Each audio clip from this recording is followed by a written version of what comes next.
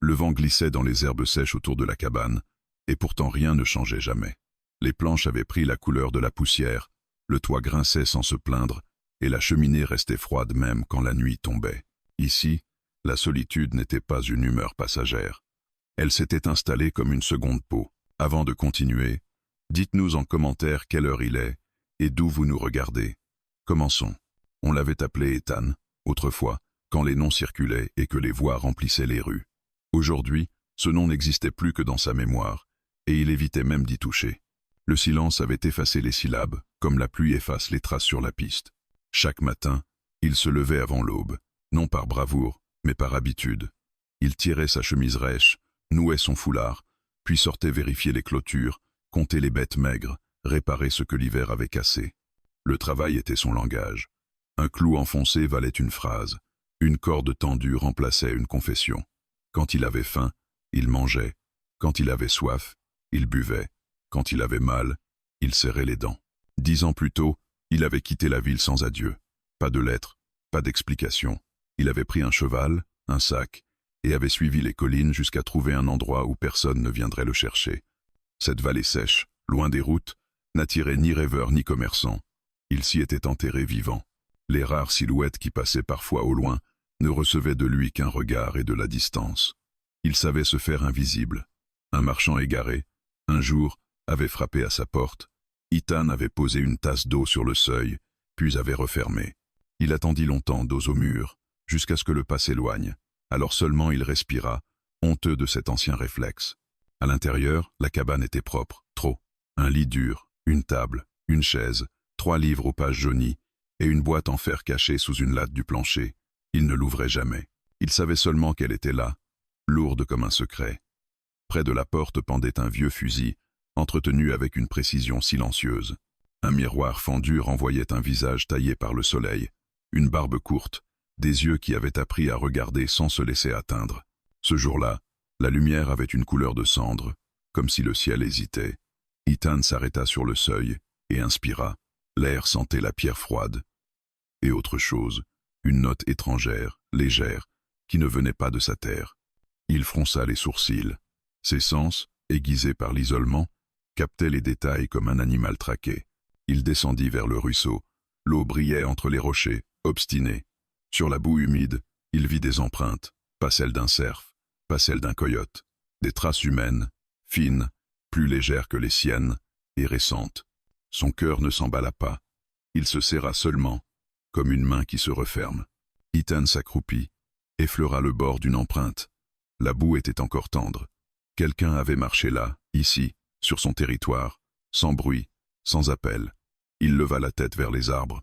Il suivit les traces jusqu'à la lisière, là où les pins se resserraient et où l'ombre devenait plus épaisse. Il avançait sans craquer une branche. Il n'avait pas peur au sens où l'on tremble. Ce qu'il sentait, c'était l'irritation froide de voir son monde dérangé. Entre 2 troncs, un morceau de tissu sombre était accroché à une branche. Plus loin, une forme immobile se confondait avec la terre. D'abord, il pensa à un animal mort. Puis il distingua une chevelure noire et une main posée sur le sol, doigts ouverts comme si elle cherchait encore quelque chose. Une femme. Elle était allongée sur le côté, le visage à demi caché par ses cheveux. Sa peau portait la poussière du chemin, mais ses traits avaient une noblesse dure. Elle respirait, lentement. Un filet de sang avait séché sur son bras, et son vêtement, cuir mêlé de tissu, était déchiré près de l'épaule. Ethan resta immobile. 10 ans sans voix, et voilà qu'une présence humaine surgissait au cœur de son silence comme une pierre dans un puits. Il sentit une ancienne alarme se réveiller, une mémoire du monde. Il serra la mâchoire. Dans sa tête, une pensée tournait, simple. Repart. Il aurait pu faire demi-tour, il aurait pu laisser la vallée reprendre son calme, et la femme se débrouiller. C'était ce qu'il avait choisi depuis des années. Ne pas s'impliquer, ne pas toucher, ne pas ouvrir. Mais ses yeux tombèrent sur un détail, au poignet de la femme, un bracelet tressé, marqué d'un motif qu'il avait déjà vu, autrefois, quand la violence faisait loi. Apache. Le mot remonta comme un goût amer. Il apporta avec lui des images brûlantes, fumée, cris, chevaux lancés, ordres hurlés, et le bruit sec d'un tir. Ethan recula d'un pas, puis s'arrêta. La femme ouvrit les yeux. Ils étaient sombres, lucides malgré la fatigue, et se posèrent sur lui sans surprise, comme si elle l'attendait. Elle ne cria pas, elle ne supplia pas. Ses lèvres bougèrent à peine, et un son rauque en sortit, fragile comme une braise. The Law, un seul mot. Et ce mot, dans l'air froid, eut l'effet d'une détonation. Ethan sentit sa gorge se contracter. Il ne répondit pas. Il resta là, prisonnier d'un instant où tout ce qu'il avait construit menaçait de se fissurer. Le silence, son armure, vibrait sous la pression d'une voix étrangère. Il finit par s'agenouiller, sortit sa gourde et la posa près de la main de la femme. Elle la saisit avec effort, but lentement, puis referma les yeux. Ethan se releva. Il avait accompli le minimum, la limite de ce qu'il s'autorisait. Il devait partir. Pourtant, ses pieds restaient ancrés. Le vent reprit, plus doux, et le ruisseau murmura comme une phrase qu'on n'ose pas finir. Au loin, un corbeau croassa. Ethan comprit que ce jour ne ressemblerait pas aux autres. La femme dormit longtemps. Le jour avait déjà basculé vers l'après-midi quand Ethan, depuis l'ombre des arbres, la vit bouger de nouveau. Il n'était pas parti.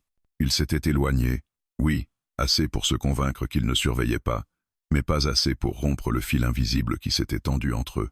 Sa présence dérangeait l'ordre qu'il avait bâti avec tant d'efforts, et pourtant il ne parvenait pas à l'ignorer. Il l'avait finalement porté jusqu'à la cabane, sans réfléchir davantage. Le geste avait été mécanique, presque brutal, comme s'il manipulait un corps sans histoire. Mais en la soulevant, il avait senti son poids trop léger, la chaleur fragile de sa peau à travers le tissu. Cela l'avait irrité contre lui-même. Il l'avait installée sur le lit, avait nettoyé la plaie de son bras avec une précision froide, puis s'était retiré dehors, comme on se retire d'un territoire interdit. À présent, elle était assise, adossée au mur de la cabane, les jambes repliées. Elle observait l'intérieur avec attention, sans toucher à rien. Ses yeux suivaient chaque détail. La table, le fusil, la chaise, le silence. Quand elle entendit un pas, elle se redressa légèrement. Ethan entra. Leurs regards se croisèrent. Il s'arrêta près de la porte, laissant entre eux un espace calculé. Il n'avait pas parlé depuis des années, et son corps tout entier refusait l'idée même de le faire. « Tu pouvais me laisser là-bas », dit-elle finalement. Sa voix était basse, rauque encore, mais ferme. Pas une accusation, un constat. Ethan ne répondit pas. Il posa un bol de soupe sur la table, puis s'assit à distance, dos contre le mur opposé. Ses gestes étaient lents, maîtrisés, comme s'il craignait qu'un mouvement trop brusque ne fasse tout exploser. Elle prit le bol, but une gorgée, puis une autre. Ses mains tremblaient à peine. Il remarqua la finesse de ses doigts, les cicatrices anciennes qui striaient ses poignets. Une vie de fuite, de combat silencieux. « Je m'appelle Naya », dit-elle après un moment. « Je ne te demande rien de plus qu'une nuit. » Ethan sentit quelque chose remuer dans sa poitrine. Un nom. 10 ans sans entendre quelqu'un se nommer devant lui, sans offrir le sien en retour. Il détourna les yeux vers la fenêtre. « Demain je pars », ajouta-t-elle. « Si je peux marcher ». Le silence s'étira entre eux. Pas un silence vide, mais un silence chargé, épais, comme une couverture trop lourde. Naya ne semblait pas pressée de le combler. Elle mangea lentement, respectant son rythme, comme si elle comprenait instinctivement que les mots devaient être économisés ici. La nuit tomba. Ethan alluma une lampe. La lumière jaune adoucit les angles durs de la cabane. Naya observa son visage dans cette clarté nouvelle. Il était marqué, fermé, mais pas cruel. Un visage d'homme qui avait vu trop de choses et avait choisi de se taire plutôt que de mentir. « Tu vis seul depuis longtemps », dit-elle. Ce n'était pas une question. Il hocha imperceptiblement la tête. « 10 ans », murmura-t-elle, comme si elle lisait en lui. Ethan se figea. Son regard revint vers elle, plus vif. Elle soutint ce regard sans défi, sans peur. Elle avait appris à lire les silences, à survivre entre les lignes. « Chez nous, poursuivit-elle, le silence est parfois une protection, mais il peut aussi devenir une prison. » Il se leva brusquement, fit quelques pas, puis s'arrêta. Sa respiration était plus rapide. Il posa une main sur la table pour se stabiliser. Les mots résonnaient trop juste. « Je ne suis pas ici pour te juger », ajouta-t-elle doucement. « Je fuyais des hommes. J'ai suivi l'eau. Je n'ai pas choisi ta terre. » Il comprit alors. Les traces, la fatigue, la blessure. Elle n'était pas une menace. Elle était une survivante, comme lui, mais qui n'avait pas renoncé au monde. Dehors, le vent s'était levé, des bruits lointains traversaient la nuit, rappelant que même cet endroit n'était pas totalement coupé du reste du monde. Ethan jeta un coup d'œil par la fenêtre, instinctivement. « Ils me cherchent encore », dit Naya. « Pas ce soir, mais bientôt. » Il resta silencieux, mais son regard s'assombrit. La vallée n'était plus seulement son refuge, elle devenait un carrefour dangereux. « Je partirai avant qu'ils arrivent », conclut-elle. « Je te le promets. » Ethan s'assit de nouveau. Il réfléchissait, disant à éviter toute implication, toute décision qui aurait un impact sur un autre être humain. Et voilà que le choix s'imposait à lui sans lui demander son avis. La lampe projeta leurs ombres sur les murs. Deux silhouettes opposées, séparées par une table et un passé lourd. Pourtant, quelque chose changeait déjà. Le silence, pour la première fois depuis longtemps, n'était plus un mur infranchissable. Il devenait un espace partagé. Naya s'allongea sur le lit, épuisé. Ethan resta assis, veillant sans en avoir conscience. Il savait qu'il ne dormirait pas cette nuit. Une présence humaine respirait sous son toit. Une femme apache avait franchi la frontière de son isolement. Et le silence, son fidèle compagnon, venait de perdre son exclusivité.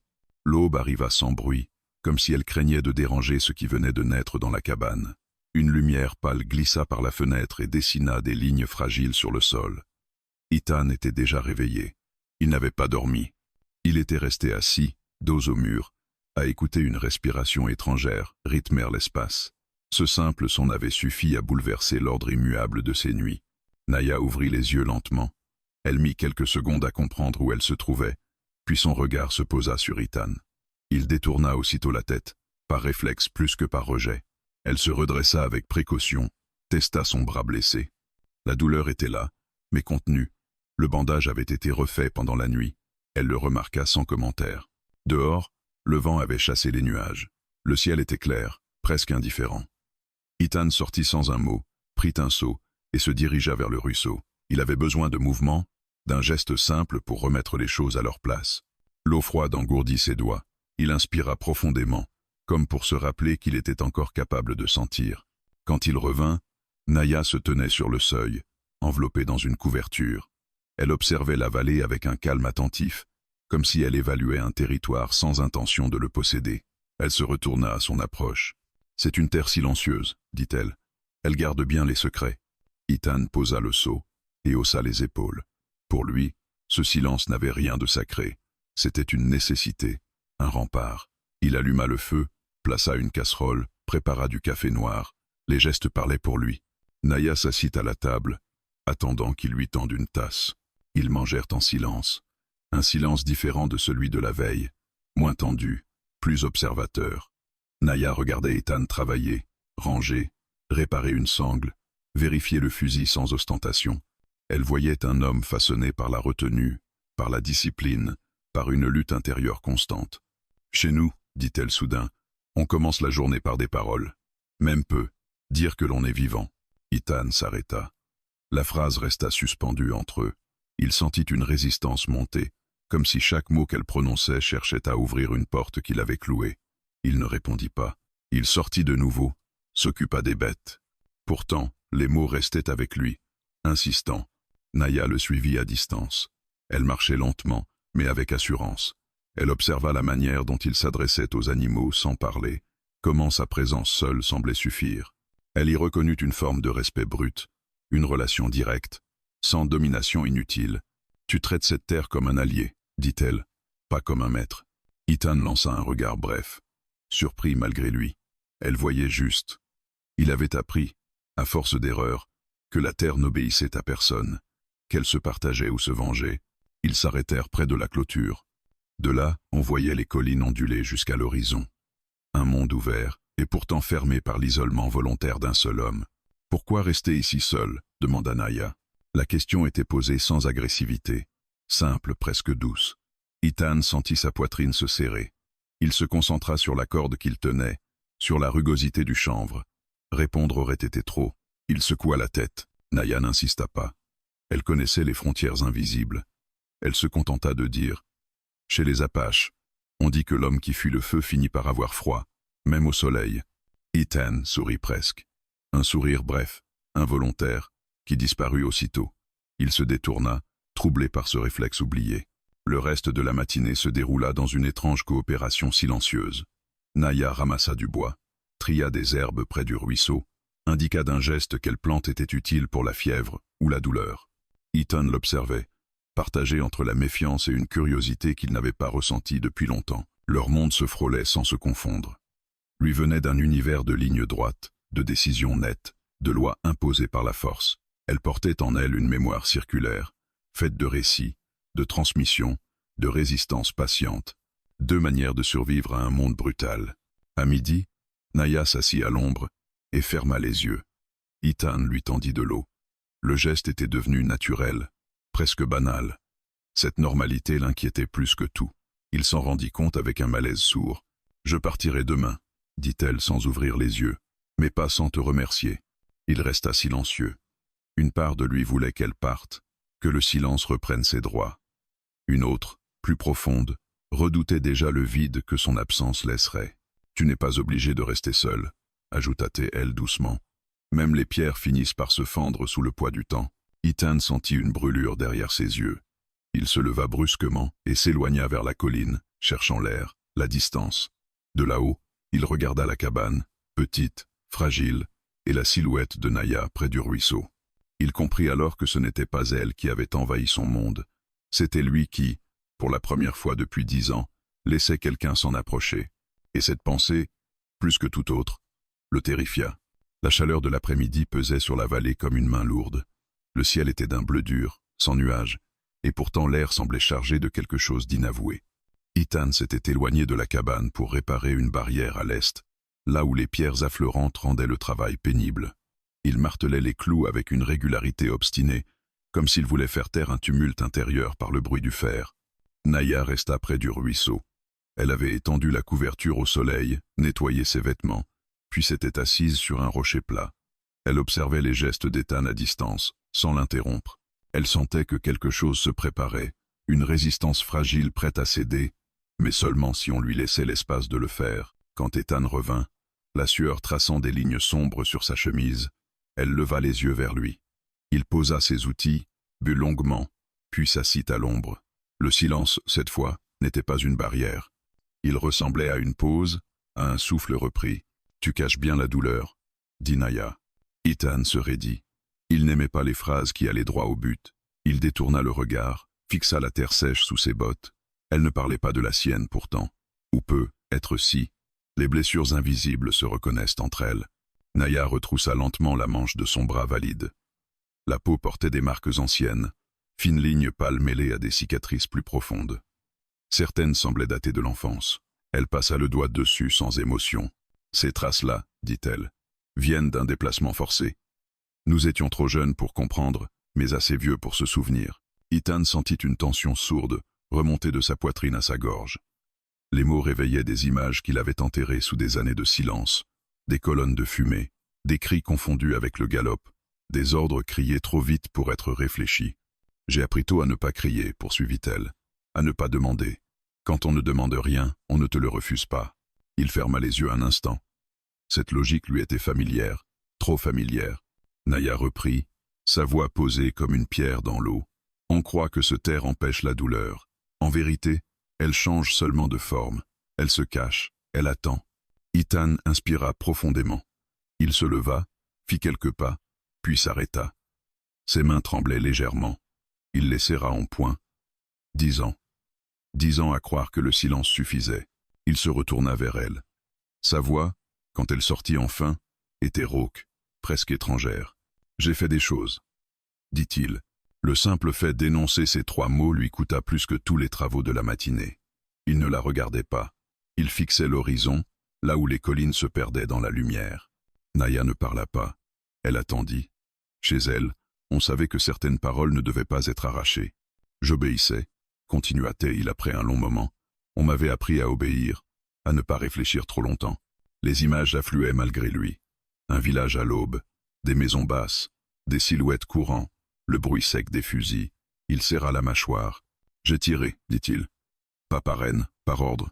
Le mot resta suspendu, lourd. Il s'attendait à une réaction, à un jugement, à une colère. Rien ne vint. Naya restait immobile, attentive, mais sans dureté. « Et après » demanda-t-elle doucement. Il inspira, expira. Après, le silence. J'ai quitté la ville, j'ai quitté tout le reste. Je me suis puni ici. Il désigna la vallée d'un geste bref. Je croyais que ça suffirait. Naya se leva lentement et s'approcha, respectant la distance qu'il gardait instinctivement. Elle s'arrêta à quelques pas. La punition ne répare rien, dit-elle. Elle use seulement celui qui la porte. Ethan sentit ses yeux brûler. Il détourna la tête, honteux de cette faiblesse, 10 ans sans pleurer, et voilà que la digue craquait sous une phrase simple. Mon peuple, poursuivit-elle, a appris à survivre à des hommes comme toi, mais aussi à ceux qui ont compris trop tard. Il tressaillit. Il attendait la condamnation. Elle ne vint pas. La différence, ajouta-t-elle, c'est ce que tu fais après avoir compris. Ils restèrent là, face à face, 2 vies marquées par des violences différentes, mais liées par un même poids. Le vent se leva doucement, faisant frissonner les herbes. Ethan sentit quelque chose céder en lui. Pas entièrement. Une fissure, à peine, mais suffisante pour laisser passer l'air. Je ne sais plus comment parler, avoua-t-il, presque à voix basse. Naya posa une main sur sa poitrine, sans le toucher, comme pour indiquer l'endroit d'où les mots pouvaient encore naître. Alors commence par respirer, dit-elle. Le soleil descendait lentement. La vallée, témoin silencieux de tant d'années de retrait, accueillait enfin une vérité murmurée. Les blessures invisibles n'étaient pas guéries, mais elles venaient d'être nommées, et cela, pour Ethan, était déjà une révolution. Le soir tomba plus vite que les autres, comme si la vallée elle-même avait senti le changement et retenait son souffle. Le ciel se chargea de nuances sombres, et le vent apporta avec lui une odeur étrangère, métallique, presque imperceptible. Ethan la reconnut avant même d'en avoir conscience. Ce n'était pas la pluie, c'était le monde extérieur qui s'approchait. Il se tenait près de la porte, le regard fixé vers l'ouest. Naya, assise à la table, suivit la direction de ses yeux. Elle ne voyait rien, mais elle perçut la tension soudaine dans son corps, cette rigidité propre aux hommes qui ont appris à survivre par l'anticipation. « Tu as senti quelque chose ?» dit-elle. Ethan hocha lentement la tête. Il n'avait pas besoin de mots pour confirmer. Depuis 10 ans, personne n'était venu jusqu'ici sans raison, et les raisons étaient rarement bonnes. Il attrapa le fusil, non pas avec empressement, mais avec une gravité maîtrisée. Le geste n'était pas une menace, c'était une préparation. Naya se leva, se rapprocha de la fenêtre, observa les collines. « Ce ne sont pas les miens », murmura-t-elle après un instant. « Ils marchent trop lourdement. » Ethan serra les dents. Cela confirmait son intuition. Des hommes de passage, peu, être, ou pire, des chasseurs d'hommes. La présence de Naya avait attiré l'attention. Il comprit alors que son refuge n'était plus invisible. Ils arrivèrent à la tombée de la nuit. 3 silhouettes à cheval, découpées contre le ciel sombre. Ils ne criaient pas. Ils avançaient avec assurance, comme ceux qui se savent armés et en nombre. Ethan sortit de la cabane, se plaça bien en vue, le fusil abaissé mais prêt. « Vous êtes loin de la route », lança l'un d'eux. Sa voix portait l'arrogance tranquille de celui qui n'a jamais eu à demander la permission. Ethan ne répondit pas immédiatement. Le silence, encore une fois, fut sa première arme. « On cherche une femme », poursuivit l'homme. Apache, blessée. Naya se tenait derrière Ethan, invisible depuis leur angle, mais parfaitement consciente du danger. Elle sentit un frisson la parcourir, non de peur, mais de reconnaissance. Ces hommes-là, elle les avait déjà croisés. Toujours trop sûrs, toujours pressés. « Il n'y a personne ici », répondit enfin Ethan. Sa voix était basse, ferme, différente de celle de l'homme qu'il avait été 10 ans plus tôt. Les cavaliers échangèrent un regard. L'un d'eux sourit. « On peut vérifier. » Ethan fit un pas en avant. Juste un, suffisant pour marquer une limite. « Vous ne vérifierez pas, » dit-il. Le silence retomba, plus lourd que jamais. Les chevaux piaffaient, sensibles à la tension. L'homme au sourire posa une main sur son arme. « Tu veux des ennuis, cowboy ?» Ethan sentit l'ancienne colère remonter, brûlante. Pas celle de l'obéissance aveugle. Une colère plus claire, plus droite. Il pensa à la vallée, à ses 10 années de retrait, à la fissure ouverte dans son silence. Il pensa à Naya, derrière lui. « Les ennuis ?» dit-il. « C'est quand on ne sait plus pourquoi on tire. » L'homme fronça les sourcils, déstabilisé. Ce n'était pas la réponse attendue. Les cavaliers hésitèrent. Ils n'étaient pas venus pour un combat incertain. Un bruit léger se fit entendre derrière Ethan. Un pas. Naya apparut à ses côtés.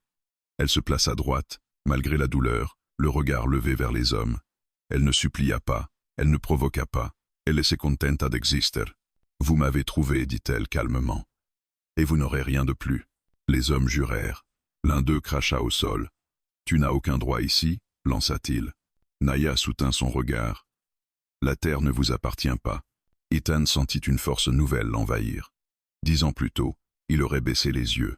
Il aurait obéi ou fui. Cette fois, il resta. Partez, dit-il. Maintenant. Le ton ne laissait aucune place à la négociation. Les hommes évaluèrent la situation.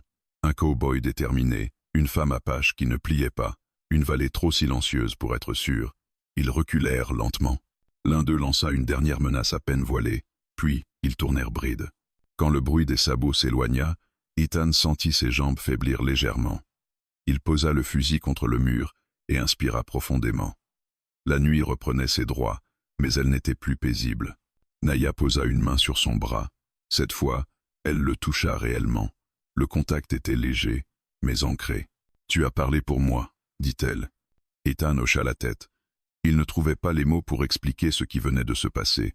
Il savait seulement une chose. Le monde l'avait retrouvé. La méfiance, longtemps tenue à distance, s'était invitée de nouveau dans la vallée. Et avec elle, un choix irréversible venait d'être fait.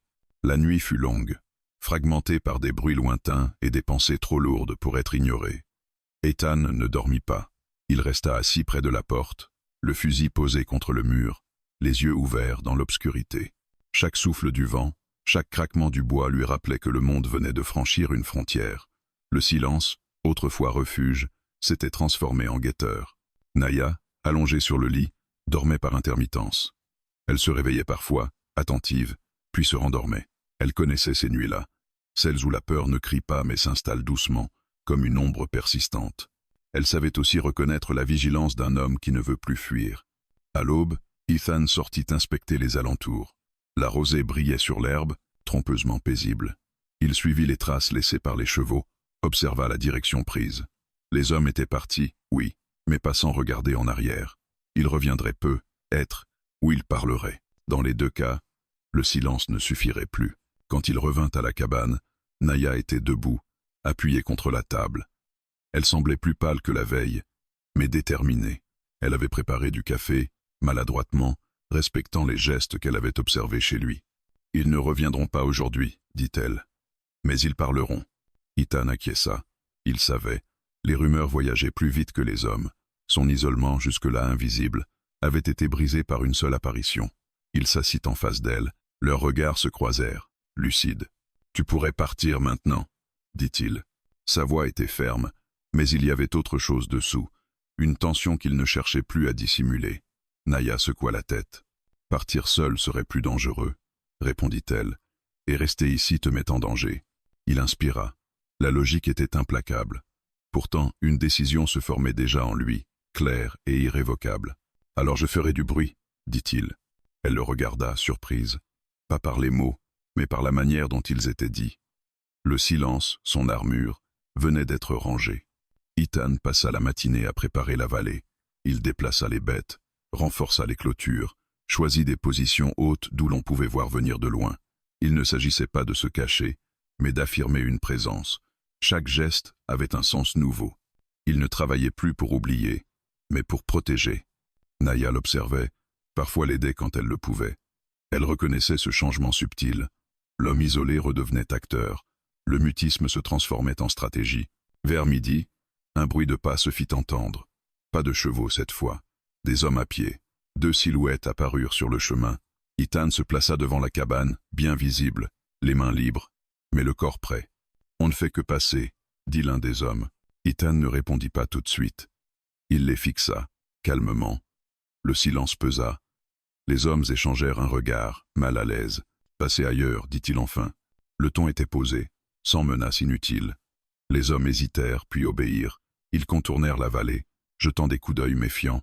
Quand ils disparurent, Ethan sentit un calme étrange l'envahir. Le silence avait parlé pour lui, mais cette fois, il était choisi. Naya s'approcha. « Tu as changé la règle, » dit-elle. Il hocha la tête. Le silence n'est plus une fuite. Elle sourit légèrement. Un sourire bref, grave.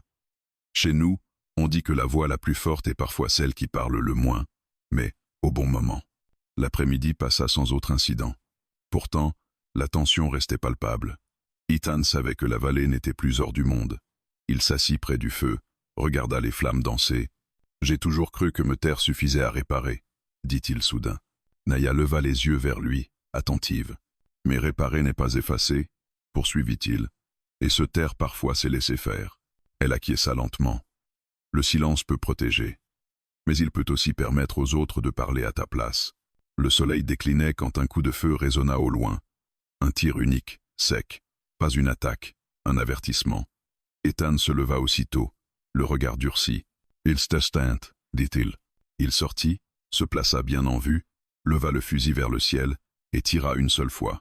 Pas pour menacer, mais pour répondre. Le son roula dans la vallée, clair, assumé. Le message était simple. Ici, quelqu'un répond. Quand il rentra, Naya le regardait différemment. Non plus comme un homme brisé, mais comme quelqu'un qui avait repris possession de sa voix, même sans parler. La nuit tomba de nouveau. Mais cette fois, le silence n'était plus un refuge fragile. Il était devenu une arme maîtrisée, prête à être déposée ou brandie selon la nécessité. Ethan comprit alors que le plus difficile n'était pas de parler, mais de choisir quand le faire. Et ce choix, pour la première fois depuis 10 ans, lui appartenait de nouveau. Le lendemain s'ouvrit sur un calme trompeur. La vallée semblait retenir son souffle, comme après une tempête qui n'a pas encore éclaté. Ethan se leva tôt, par habitude, mais quelque chose avait changé dans son corps. Ce n'était pas l'alerte permanente de la veille, ni la lassitude ancienne. C'était une attention nouvelle, tournée vers l'autre, autant que vers l'horizon. Naya était déjà debout. Elle préparait des herbes près du feu, les écrasant avec méthode. Elle leva les yeux quand il entra, et lui adressa un signe bref, un salut simple, sans mots. Ethan répondit d'un hochement de tête. Ce geste, infime, lui parut immense. 10 ans plus tôt, il aurait évité le regard. À présent, il l'acceptait. Ils partagèrent le café sans parler. Le silence, désormais, n'avait plus la dureté d'un mur. Il était devenu un espace commun, un terrain neutre où chacun pouvait exister sans crainte d'être envahi. Ethan observait les mains de Naya, leur précision calme, la patience avec laquelle elle préparait ses remèdes. Il se surprit à attendre ses gestes, comme on attend une parole rassurante. Après le repas, ils sortirent ensemble vérifier les abords de la vallée. Naya marchait lentement, mais avec une assurance tranquille. Elle connaissait la fatigue, la douleur, et savait les apprivoiser. Ethan, lui, s'adaptait à son rythme, sans même y penser. Cette synchronisation silencieuse le troubla plus que toute confrontation. « Ici », dit-elle en désignant une zone plus basse, « la terre garde l'humidité. On pourrait planter. » Ethan la regarda, surpris. Planter. L'idée d'un futur, même modeste, n'avait plus traversé son esprit depuis des années. Il avait vécu au jour le jour, sans projection. Il haussa les épaules, mais sans rejeter la proposition. « Peut être », répondit-il simplement. Le mot résonna entre eux. « Peut être ». Un mot ouvert, qui ne fermait rien. Naya sourit légèrement. Elle savait reconnaître les portes entr'ouvertes. Plus tard, ils s'assirent près du ruisseau. L'eau coulait avec régularité, indifférente au conflit humain. Naya nettoyait son bras blessé. Ethan, sans un mot, lui tendit un linge propre. Elle le prit, leurs doigts se frôlèrent. Le contact fut bref, mais il resta suspendu dans l'air. « Merci », dit-elle. Ethan inspira. De rien. 2 mots. Sa voix était encore rauque, mais stable. Il n'avait pas parlé autant depuis des années. Il s'étonna lui-même de la facilité relative avec laquelle les sons étaient sortis, comme si la voix, longtemps enfermée, se souvenait encore de son chemin. Naya leva les yeux vers lui.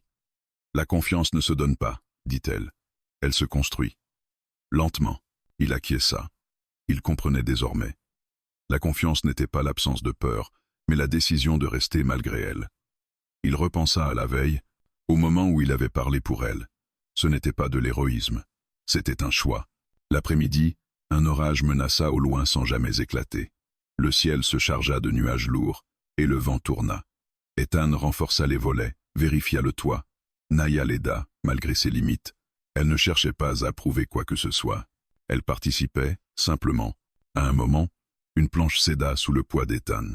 Il glissa, se rattrapa de justesse. Naya accourut, inquiète. Elle posa une main sur son bras, plus fermement que les fois précédentes. « Tu vas bien ?» Il hocha la tête. Oui. Leur proximité, cette fois, ne le fit pas reculer. Il resta là, ressentant la chaleur de cette main, la réalité de cette présence. La confiance se tissait ainsi, par des gestes concrets, des inquiétudes partagées. Quand la nuit tomba, ils s'assirent près du feu. Les flammes projetaient des ombres mouvantes sur les murs. Ethan regarda le bois se consumer, pensa aux années passées à se consumer lui aussi, lentement, en silence. « Chez toi ?» demanda-t-il, hésitant. Comment on vit après la perte? Naya le regarda longuement avant de répondre. On raconte, dit-elle. On se souvient ensemble. On ne laisse pas la douleur devenir muette. Il hocha la tête.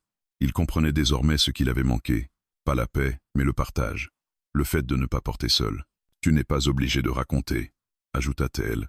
Pas encore. Ethan sentit une gratitude silencieuse l'envahir. Elle ne forçait rien. Elle respectait le rythme. Cette patience était une forme de confiance en retour. Dehors, la nuit était calme. Aucun bruit suspect. La vallée semblait accepter cette nouvelle alliance fragile. Ethan se leva pour vérifier une dernière fois les alentours, puis revint s'asseoir. « Restez », dit-il simplement. Naya le regarda, surprise, puis hocha la tête. « Je reste ». Ce n'était pas une promesse éternelle, juste un engagement pour l'instant présent. Mais pour Ethan, c'était suffisant. La confiance venait de franchir une étape silencieuse, solide, et dans ce calme partagé, il comprit que l'isolement n'avait jamais été une force. La véritable force, désormais, était cette présence acceptée, cette confiance naissante qui, sans bruit, changeait tout.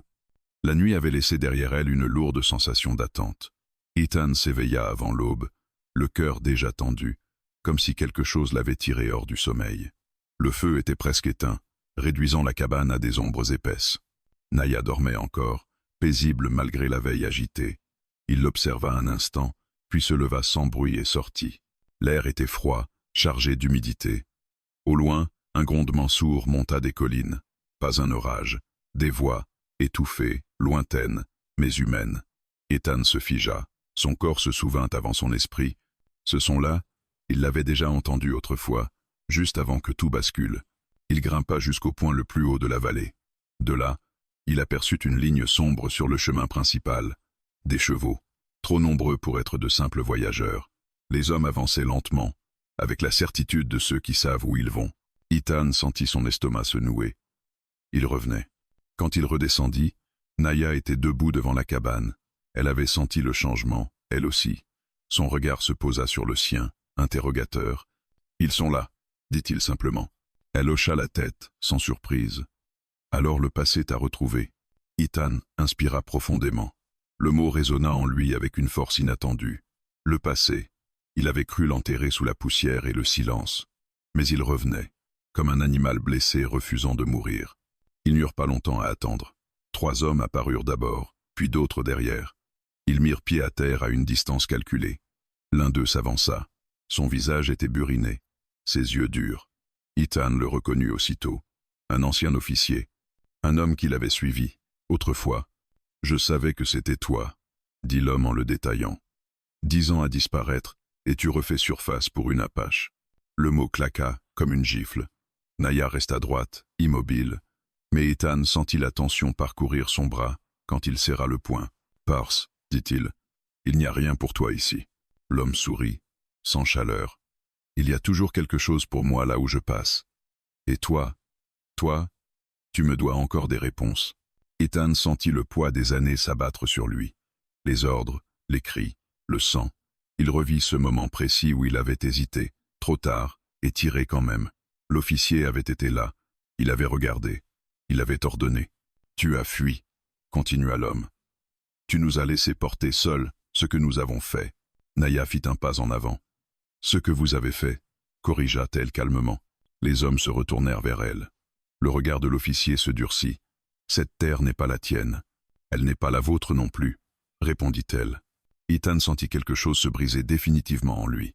La peur, la culpabilité, l'obéissance aveugle. Tout se recomposait autrement. Il se plaça légèrement devant Naya. « Tu n'as plus d'autorité ici, » dit-il à l'officier. « Ni sur moi, ni sur elle. » L'homme éclata d'un rire bref. « Tu parles enfin. Dommage que ce soit trop tard. » Les autres hommes se rapprochèrent. Le danger était réel, palpable. Ethan jeta un regard autour de lui. La vallée, autrefois refuge, devenait champ de vérité. Il savait qu'il ne pourrait pas gagner par la force brute. Mais il n'était plus seul. « Vous êtes venu chercher quoi ?» demanda-t-il. « La femme ou votre conscience ?» L'officier se figea. Un instant seulement. Mais Ethan le vit. La fissure, la même qu'en lui. « Partez », répéta-t-il. Et ne revenez pas. Le silence s'abattit, lourd. Les hommes hésitèrent. Il n'était pas préparé à cette résistance calme, assumée. L'officier scruta le visage d'Ethan, cherchant l'homme d'autrefois. Il ne le trouva pas. « Tu as changé » dit-il enfin. « Oui » répondit Ethan. « Et toi » ? Non. Les hommes se retirèrent lentement, sans menace ouverte, mais avec une promesse muette de rancœur. Quand ils disparurent derrière la colline, Ethan sentit ses jambes trembler. Il s'appuya contre la cabane, respirant difficilement. Naya s'approcha, posa une main ferme sur son épaule. « Le passé ne t'a pas vaincu, dit-elle. Tu l'as regardé en face. » Il hocha la tête, incapable de parler. Les images continuaient de défiler, mais elles perdaient de leur emprise. Elles n'étaient plus des ordres, elles étaient des souvenirs. « J'ai cru que me taire effacerait tout, » murmura-t-il enfin. « Mais ils sont revenus, parce que les choses non dites cherchent toujours une voie, » répondit-elle. « Et aujourd'hui, tu l'as utilisé. » Le soleil montait lentement, dissipant les ombres. La vallée semblait différente, comme lavée par une vérité longtemps retenue. Ethan regarda autour de lui, conscient que rien ne serait plus jamais comme avant. Le passé était revenu, mais cette fois, il n'avait pas repris le contrôle. Et dans cette victoire silencieuse, Ethan comprit que le chemin vers la libération passait par l'acceptation, pas par la fuite. Il n'était plus l'homme isolé d'autrefois. Et pour la première fois, cette pensée ne l'effrayait pas. Le départ des hommes laissa derrière lui un vide plus lourd que leur présence. Le bruit des sabots s'était dissipé, les collines avaient retrouvé leur immobilité, mais quelque chose demeurait suspendu dans l'air, comme une question trop longtemps repoussée. Ethan resta immobile devant la cabane, les yeux fixés sur l'horizon, tandis que le soleil montait lentement, indifférent à ce qui venait de se jouer. Naya n'insista pas. Elle savait reconnaître ces moments où l'âme a besoin de temps avant de parler. Elle se contenta d'allumer le feu, de remettre de l'ordre dans la cabane, de redonner aux gestes simples leur rôle apaisant. Le silence revint, mais il n'était plus le même. Ce n'était plus une fuite, c'était une attente. Quand Ethan entra enfin, ses épaules semblaient plus lourdes. Il s'assit lentement, posa ses mains sur la table. Ses doigts tremblaient à peine, mais Naya le remarqua. Elle s'assit en face de lui, sans franchir la frontière invisible qu'il avait mise tant d'années à construire. « Ils ne reviendront pas aujourd'hui, » dit-elle doucement. Il hocha la tête. « Ce n'est pas ça. » Il resta silencieux un long moment, puis il inspira profondément, comme un homme qui s'apprête à traverser une rivière froide. « Ce qu'ils ont réveillé, ce n'est pas la peur, commença-t-il, c'est la mémoire. » Les mots étaient lents, hésitants, mais ils venaient. 10 ans de silence s'effritaient, grain après grain. Naya ne bougea pas. Elle offrait simplement sa présence, attentive, stable. « J'étais jeune, » poursuivit-il. « J'avais appris à tirer avant d'apprendre à douter. On nous disait que c'était nécessaire, que c'était pour protéger. » Sa voix se serra légèrement. Il s'arrêta, ferma les yeux. Quand il les rouvrit, son regard était ailleurs, loin dans le passé. Ce matin-là, on est arrivé avant le lever du soleil. Le village dormait encore. Il y avait de la fumée qui montait déjà, je ne sais même plus pourquoi. Quelqu'un a crié un ordre. Il déglutit difficilement. J'ai vu un homme courir. Il portait un enfant. J'ai levé mon arme. J'ai hésité. Une seconde peu, être moins. Puis j'ai tiré. Le silence tomba lourdement. Naya sentit une douleur sourde traverser sa poitrine, mais elle resta immobile. Elle savait que ce récit n'était pas une justification. C'était une confession. Après, continua Ethan, je n'ai rien ressenti. Pas tout de suite. Juste le vide. Puis la honte est arrivée, lentement, chaque nuit, chaque visage. Il posa une main contre sa poitrine. J'ai compris que je ne pourrais plus jamais parler sans mentir. Alors je me suis tu. Naya inspira profondément. Le silence t'a protégé, dit-elle. Mais il t'a aussi enfermé avec ce souvenir, sans témoin. Il hocha la tête. Je croyais que c'était ce que je méritais. Un feu crépitait doucement derrière eux. La lumière dansait sur les murs, révélant des fissures anciennes, des marques du temps. Tout semblait participer à ce moment de vérité. Chez nous, dit Naya après un long moment, on dit que la parole donnée à quelqu'un d'autre change la forme du poids. Elle ne l'efface pas, mais elle empêche qu'il nous écrase seuls. Ethan leva les yeux vers elle.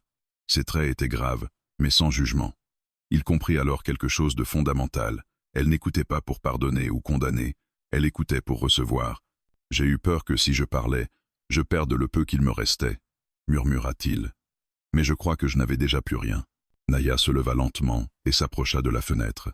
Elle regarda la vallée, baignée de lumière. « Tu as encore ta capacité de choisir, dit-elle.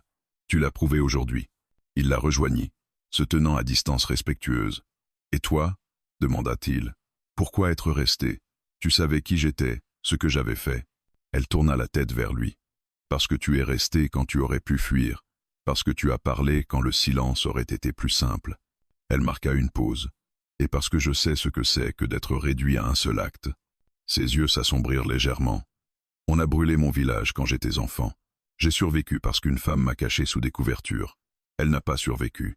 Pendant longtemps, je n'ai vu que ça, quand je fermais les yeux. Puis j'ai compris que si je ne vivais que pour ce moment, alors il gagnait encore. » Ethan sentit une émotion violente le traverser. Pas de la pitié, de la reconnaissance. Elle aussi portait un poids immense, et pourtant elle marchait encore vers les autres. Ils restèrent là longtemps, à partager un silence désormais habité de paroles dites et entendues. Quand Ethan reprit la parole, sa voix était plus assurée. « Je ne peux pas réparer ce que j'ai fait. »« Non, » répondit-elle simplement, « mais je peux refuser que ça se reproduise. » Elle acquiesça. C'est là que commence la responsabilité. Le soleil était déjà haut quand ils retournèrent à la table. Ethan se sentait vidé, mais étrangement plus léger, comme si une partie de lui, longtemps enfermée, avait enfin trouvé l'air. « Je ne te demanderai jamais de me pardonner, » dit-il. Naya le regarda droit dans les yeux. « Je ne suis pas ici pour ça. Je suis ici pour que la vérité ne reste pas seule. » Ces mots résonnèrent profondément en lui. Il comprit alors que briser le silence n'était pas un acte unique, mais un chemin douloureux, mais vivant. La journée s'écoula doucement. Ils travaillèrent ensemble, parlèrent peu, mais chaque mot comptait. Ethan remarqua qu'il n'avait plus peur de sa propre voix. Elle n'était plus un rappel constant de sa faute, mais un outil fragile, à manier avec honnêteté. Quand la nuit tomba, il se tint un moment dehors, regardant les étoiles apparaître une à une. 10 ans plus tôt, il les observait pour oublier. Ce soir, il les regardait pour se souvenir sans se perdre. Naya le rejoignit. « Le silence ne t'appartient plus, » dit-elle doucement. Ethan hocha la tête. « Non, mais il ne me possède plus non plus. » Ils restèrent côte à côte, sans se toucher, unis par une vérité enfin partagée. Le silence avait été brisé, non par des cris, mais par une parole offerte et reçue. Et dans cette nuit calme, Ethan sut que, quoi qu'il arrive ensuite, il ne serait plus jamais seul face à son passé. Le matin se leva sur une vallée qui semblait plus vaste. Ce n'était pas la lumière qui avait changé, ni l'air, ni même le vent, mais quelque chose dans la façon dont Ethan respirait. Il se tenait sur le seuil de la cabane, les yeux encore lourds de la nuit, et pourtant il avait l'impression d'avoir dormi pour la première fois depuis 10 ans. Non pas parce que le monde était devenu sûr, mais parce qu'il avait cessé de se battre contre lui-même dans l'obscurité. Derrière lui, Naya rangeait lentement la table, ses gestes économes. Elle ne parlait pas. Elle n'avait pas besoin.